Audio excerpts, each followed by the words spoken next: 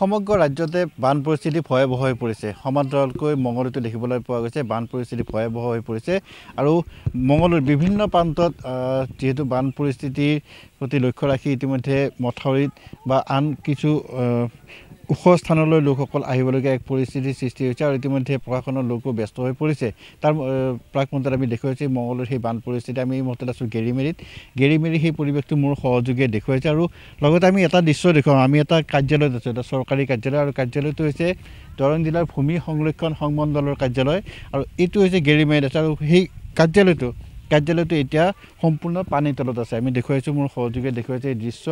সংমণ্ডল প্ৰাধিকাৰী কাৰ্যালয়টো দৰং ভূমি সংৰক্ষণ সংমণ্ডলৰ এইটো অফিচ আৰু এই কাৰ্যালয়টোতে আচলতে প্ৰতি বছৰে এনেদৰে বানপানী আহে। বানপানীৰ সময়ছোৱাত যিসকল কৰ্মচাৰী আছে তেওঁলোকে যথেষ্ট সমস্যাৰ সন্মুখীন হৈ আহে আৰু অকল বাহিৰতে নহয়, কাৰ্যালয়টোৰ ভিতৰ ভাগতো যথেষ্ট পানী সোমাইছে আৰু যিসমূহ কাগজ আছে বা যিসমূহ আচবাব আছে কাৰ্যালয়ৰ সেইসমূহ নষ্ট হোৱাৰ উপক্ৰম হৈছে। আমি দেখুৱাম। আমি প্ৰথমতে সেই বাহিৰৰ ভাগটো দেখুৱাই লৈছোঁ, লগতে এই অঞ্চলৰ চাৰিওকাষটো আমি দেখুৱাইছোঁ যিহেতু বানপানীৰ যথেষ্ট ক্ষতি হৈছে আৰু চাৰিওফালে কেৱল মাত্ৰ পানী আৰু পানী আমি দেখুৱাইছোঁ আৰু লগতে কাৰ্যালয়টোৰ ভিতৰ ভাগলৈ আমি যাম। আমি দেখুৱাইছোঁ কৰ্মচাৰীসকলে এনেদৰে থাকিবলগীয়া হৈছে। তেওঁলোকে নিজৰ পিন্ধি থকা পেণ্ট চাৰ্ট খুলি তেওঁলোকে গামোচা পিন্ধি এই স্থানলৈ অহা যোৱা কৰিব লাগে, যিহেতু খুব বিশেষ সুবিধা নাই, নৌকাৰ সুবিধা নাই। তেনেদৰে একঁকাল পানীত তেওঁলোকে আহিবলগীয়া হয় আৰু কাৰ্যালয়ৰ ভিতৰতো যথেষ্ট পানী হৈছে। আমি দেখুৱাইছোঁ এই সকলো দৃশ্য আমি দেখুৱাম। যিটো এইটো এটা হৈছে চৰকাৰী কাৰ্যালয় আৰু এইবাৰে নহয়, প্ৰতি বছৰে এনেদৰে এই কাৰ্যালয়টোত বাৰিষা সময়ত পানী আহে। পানী অহাৰ পিছতো কিন্তু চৰকাৰে যিধৰণে ব্যৱস্থা গ্ৰহণ কৰিব লাগিছিল তেনেধৰণে ব্যৱস্থা গ্ৰহণ কৰা নাই বা এই কাৰ্যালয়টো অন্য স্থানলৈ স্থানান্তৰিত কৰা নাই। নকৰাৰ কাৰণে আচলতে এই লোকসকলে কিন্তু যথেষ্ট দুৰ্ভোগ ভুগি আহিছে। আমি ভিতৰৰ সেই পৰিৱেশটো দেখুৱাম। ইয়াত যিহেতু যথেষ্ট নথিপত্ৰ আছে, কাৰ্যালয়ৰ নথিপত্ৰ আছে, এই কাৰ্যালয়ৰ নথিপত্ৰসমূহ আমি দেখুৱাম। এনেদৰে আচলতে এতিয়া ওখ ঠাইত এই কম্পিউটাৰে হওক বা কাগজ পত্ৰ হওক তেওঁলোকে ৰাখিবলগীয়া হৈছে। ইয়াত বহাৰ পৰিৱেশ নাই। ইয়াত বহি কৰ্মচাৰীসকলে তেওঁলোকৰ কাম কাজ কৰিবলগীয়া অসাধ্য আৰু ক'ব লাগিব যে যিহেতু পানী আজিৰ পৰা বাঢ়িছে আৰু অধিক বাঢ়িব আৰু অধিক বাঢ়িলে এই আচবাবসমূহ তেওঁলোকে ক'ত ৰাখিব, কি কৰিব, সেয়া কিন্তু এক চিন্তনীয় বিষয় হৈ পৰিছে। কৰ্মচাৰী আছে, আমি কথা পাতিম। এই সমস্যাটো এই বছৰ নহয়, প্ৰত্যেক বছৰে বানপানী হৈ থাকে। আমি বস্তু বাহিনীবিলাক পূৰা ওপৰত তুলি থৈ দিওঁ আৰু আমাৰো বহুত কষ্ট হৈ থাকে। আমাৰ ষ্টাফ আছিলে, কিছুমান ষ্টাফ আহি গুচি গ'ল, ফিল্ডে আছে, কিছুমান ক'ৰবাত দোকানৰ ৰাস্তাটো ৰখি আছে। এইখিনি দেখিবলৈ পোৱা হৈছে আপোনালোকে যিবিলাক কম্পিউটাৰ আছে ওপৰত থ'বলগীয়া আছে। পানী কিন্তু কম্পিউটাৰ চব ওপৰত তুলি থৈ দিছোঁ আৰু আপোনাৰ পানী বাঢ়ি আছে। আমাৰো খোৱা লোৱাৰ বহুত অসুবিধা হৈ আছে, পানী চানী অসুবিধা হৈ আছে। তথাপিও আমি ইয়াতে ডিউটি কৰি আছোঁ। আৰু এতিয়া আপোনালোকৰ যি নথিপত্ৰ আছে, পানীত যোৱাৰ কাৰণে আমি ব্যৱস্থা যোৱাৰ কাৰণে আমি তাক ঠিক ঠাক কৰি থোৱা হৈ গৈছে।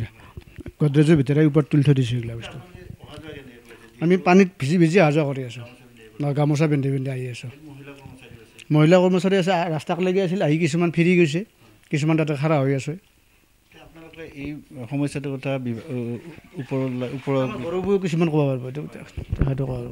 আমি যিহেতু দেখুৱাই আছোঁ সেই পৰিৱেশটো দেখুৱাই আছোঁ। আমি প্ৰতিটো কাৰ্যালয়তে দেখুৱাইছোঁ। ইয়াত হেড এছিষ্টেণ্টৰ কোঠা আছে আৰু ইয়াত ডিভিজনেল অফিচাৰ আছে। ডিভিজনেল অফিচাৰৰ কোঠাটো যদি আপোনালোকে দেখা পায়, এক চিন্তা কৰিবলগীয়া বিষয়। কাৰণ দেখিছে যে ইয়াত তেওঁলোকৰ যিসমূহ চকী মেজ আছে, চকী মেজসমূহ এতিয়া ওপৰত উঠাবলগীয়া এক পৰিৱেশৰ সৃষ্টি হৈছে। কি ক'ব দাদা?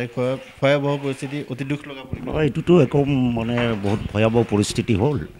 আজি নহয়, আপোনাৰ 2008 চনৰ পৰা ইয়াৰ মানুহখিনি এনেকৈ ভুক্তভোগী হৈ আছে।